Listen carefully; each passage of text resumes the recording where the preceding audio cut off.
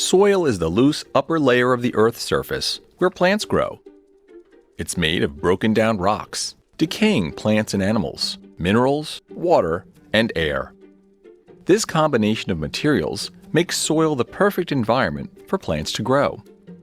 Broken rocks give it substance and hold the roots of the plants in place. Decaying organic materials, or humus, provides nutrients. Air in the soil gives the plants room to grow, and the water helps with photosynthesis. Plants need all the parts of the soil in order to survive. Soil can be sorted based on its observable properties, like particle size, texture, color, and the capacity to retain water. Particle size refers to the size of the broken down rocks in the soil, and it has a lot to do with its physical properties. Different types of soil contain different sized particles. Gravel has the largest particles, followed by sand, then silt, and the smallest particles are found in clay. Soil can have different colors and textures based on its environment and composition. Each type of soil has its own capacity to retain water. Some hold water, and in others, it passes right through. Holding water is an important factor for the soil's ability to support plant life. Gravel and sand don't hold water well because it slips right past their large particles, which makes gravel and sand less than ideal environments for plants to grow.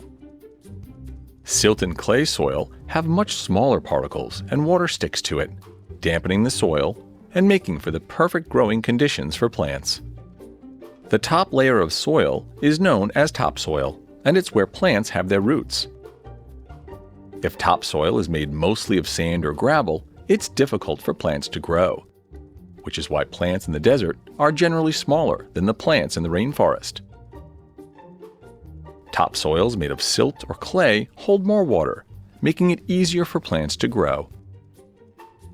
The best soil for farming is a mixture of the different types of soil, and farmers often change their soil to make their land better for growing plants.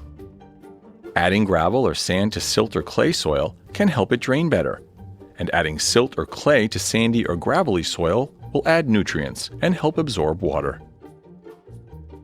Although we don't often think about it, soil is one of the most important materials on Earth. The healthier our soil is, the healthier our planet is.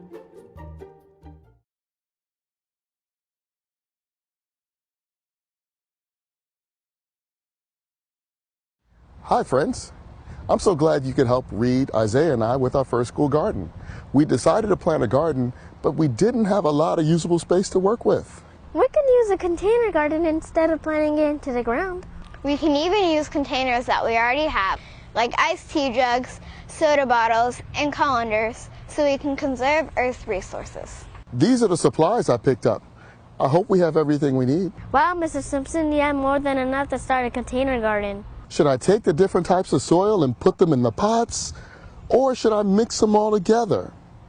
You know, I wasn't sure which type of soil would work best, so I found them all. I can see that.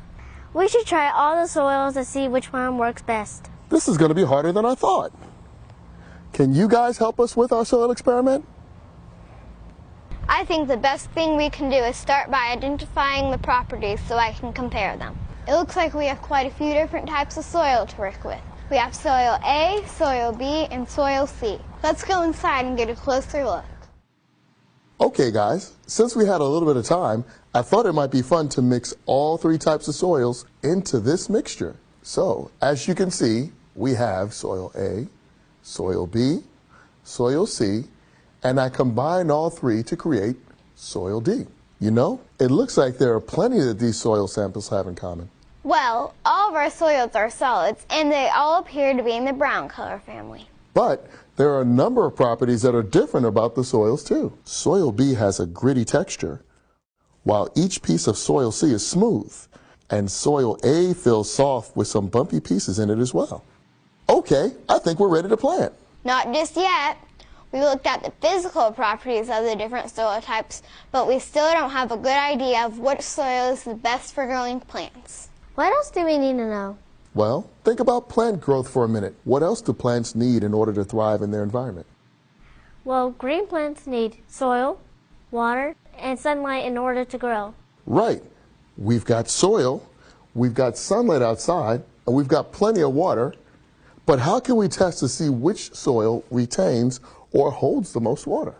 Pause the video and devise a test in your science journals. Okay, I think we figured out the perfect test for our soil types. We cut off the tops of our empty soda bottles, wrapped a coffee filter around the nozzle of each bottle, and secured it with a rubber band. We made sure to fill each bottle with exactly the same amount of soil, 100 milliliters. We set each bottle of soil with the nozzle side down. Then we poured water into each bottle. We made sure the amount of water was equal to, also 100 milliliters. So then, our variable, or the only thing that varies or changes in our experiment, is our soil type. We kept the amount of water and soil the same, as well as the experiment setup. That way, we could accurately test one thing: which type of soil is the best at retaining water. So which one is it? Well, we need to measure how much water is in each graduated cylinder. The graduated cylinder containing the most water was soil C. Since water is in this graduated cylinder, that means that the water is not in the soil where we want it to be. So, soil C did not retain water well, and it would probably be the worst choice for growing plants. That means the reverse might be true as well. The soil that did retain water the best should have the least amount of water in the graduated cylinder. It looks like soil D had 58 milliliters of water left in the graduated cylinder. That's the least amount of water left in any of the graduated cylinders, which means that soil D retained the most water, so it would probably be our best choice for growing plants. It looks like we have our answer, but maybe we should set up a second investigation just in case. Okay. Let's take small cups and put soil in each of them. Then we can plant a couple of seeds in each cup.